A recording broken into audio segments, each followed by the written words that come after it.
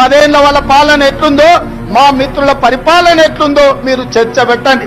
చెట్టు కింద పెట్టండి, పెళ్లి కాడ పెట్టండి. 10 ఏళ్లలో ఆయన చేసిందేందో, 18 నెలల్లో మనం చేసిందేందో చర్చ పెట్టండి. చూపిస్తా.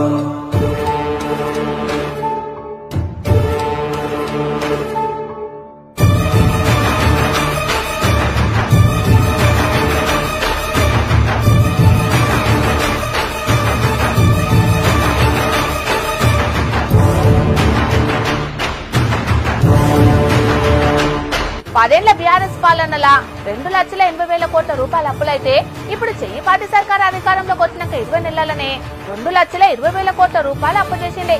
అప్పుల కంటే ఆస్తులు ఎక్కువ ఉన్నాయి. ఆస్తులు సృష్టించి మీకు అప్పచెప్పాం, సవ్యంగా నడపండి అని చెప్పి కూడా నేను విజ్ఞప్తి చేస్తాను.